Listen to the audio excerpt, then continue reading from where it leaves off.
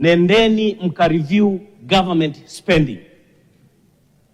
Mheshimiwa Profesa, ninawashauri nendeni spending ili kiasi mtakachokiokoa kutokana na kuokoa katika government spending kikawekezwe katika sekta za uzalishaji ambazo Asunga ametoka kuziongelea.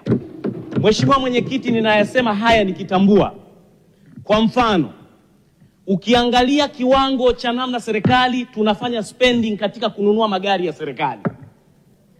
Mheshimiwa Mwenyekiti, nina imani kabisa tukiamua kwa makusudi kupunguza mzigo wa Watanzania katika spending ya magari ya serikali, tukapunguza kununua magari ya gharama kubwa kwa viongozi ambao hawana umuhimu wa hizo facility, tutaweza kusevu fedha ambazo tutazipeleka zikachochea uchumi katika sekta za uzalishaji kama vile viwanda, usafirishaji, kilimo, uvuvi, jambo ambalo ajira zitakwenda kuongezeka kwa hizi sekta za uzalishaji. Mheshimiwa Profesa, ninawashauri katika hili, nendeni kama serikali mkakae. Kuna mataifa yana mfano.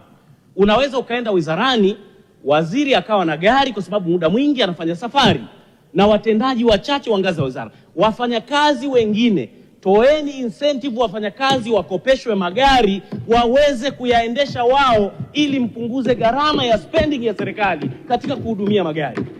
Mtapunguza gharama katika vipuli, mtapunguza gharama katika mafuta, mtapunguza gharama katika safari ambazo zinaweza zikatumiwa na watumishi wa umma kwa kutumia public transport. Na Rais Daktari Samia Suluhu Hassan yuko serious katika kuwekeza katika ndege, katika SGR. Ninaomba serikali, chukueni ushauri huu, punguzeni public spending katika kununua magari.